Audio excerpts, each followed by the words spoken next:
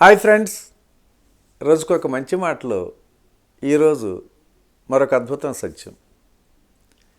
మన బలహీనతలే ఎదుటివారి పెట్టుబడి, ఆస్తి, బంగారు గని కూడా.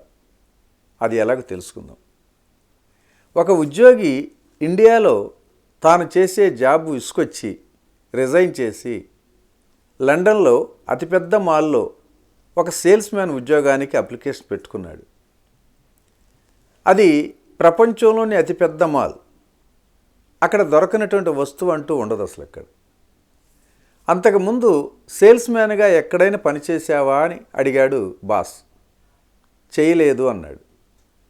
సరే, రేపు వచ్చి జాయిన్ అవ్వు, నీ పర్ఫార్మెన్స్ నేను స్వయంగా చూస్తాను అన్నాడు. ఆ తర్వాత రోజు చాలా భారంగా నడిచింది అతనికి. చివరికి సాయంత్రం 6 గంటలకు బాస్ వచ్చాడు.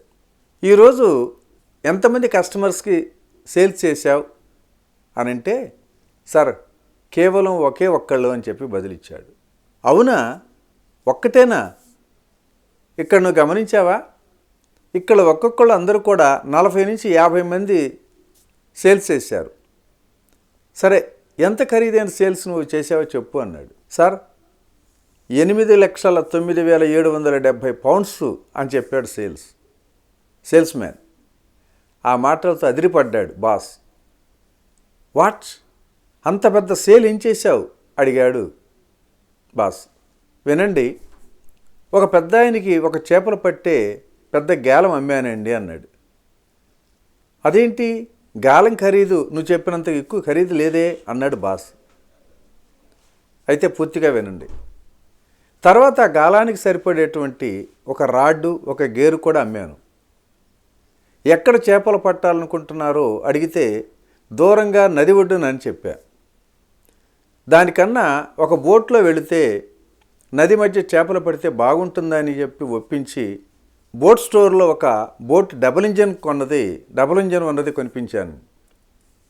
ఆ తర్వాత పెద్ద మనిషి తన జీప్ కెపాసిటీ తక్కువ అని ఈ బోట్ని తీసుకోలేదు.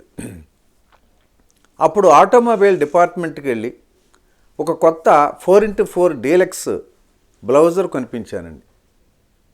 ఆ తర్వాత అక్కడ నది ఒడ్డున ఉండటానికి క్యాంపింగ్ డిపార్ట్మెంట్లో కొత్తగా వచ్చినటువంటి 6 స్లీపర్ల ఇగ్యూ క్యాంప్ టెంట్, దానిలో ఉండటానికి కావాల్సినటువంటి భోజన సామాగ్రి, ఇవన్నీ కూడా ప్యాక్ చేయించాను.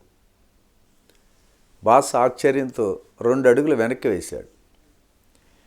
ఇవన్నీ ఒక్క గేలం కొనటానికి వచ్చినటువంటి వాడితో కొనిపించావా అని అడిగితే, లేదు సార్. సేల్స్ మ్యాన్ అంటున్నాడు, ఆయన నిజానికి ఒక తలనొప్పి టాబ్లెట్ కోసం వచ్చాడండి. తలనొప్పికి టాబ్లెట్ కన్నా చేపలు పట్టి హాబీ ద్వారా తగ్గించుకోవచ్చు అని అతను ఒప్పించాను సార్ అన్నాడు. బాస్ అంటున్నాడు, అరే యార్, ఇంతకీ నువ్వు ఇండియాలోనే ఏం ఉద్యోగం చేసేవాడివి అని అడిగితే, అప్పుడు ఆ సేల్స్ మ్యాన్ అంటున్నాడు, ఒక కార్పొరేట్ స్కూల్లో టీచర్ ఉద్యోగం చేసేవాడిని సార్.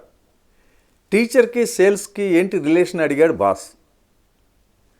తమ పిల్లలకు ఏబిసిడీలు నేర్పమని తల్లిదండ్రులు వస్తే 10 ఏళ్ల తర్వాత వచ్చే ఐఐటి, నీట్, సివిల్స్ ర్యాంక్ పేరు మీద బాగా ఫీజులు వసూలు చేసేవాళ్ళమండి అని ఆన్సర్ ఇచ్చాడు సేల్స్మెన్.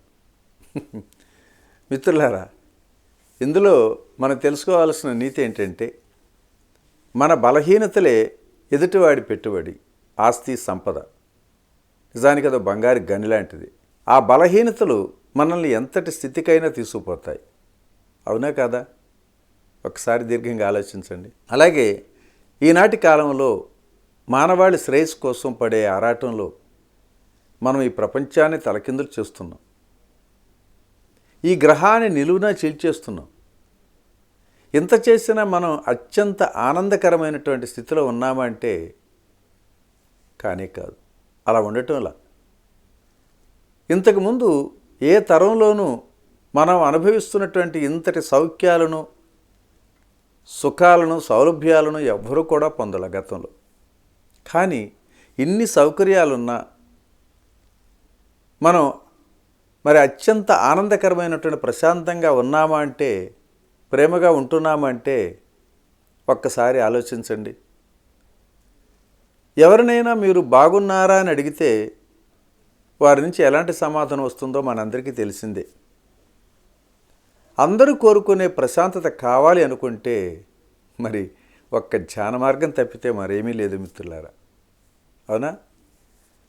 ఓకే ఫ్రెండ్స్, మరి ఈరోజు ఈ మంచి మాట ఇంతటితో ముగించుకుందాం.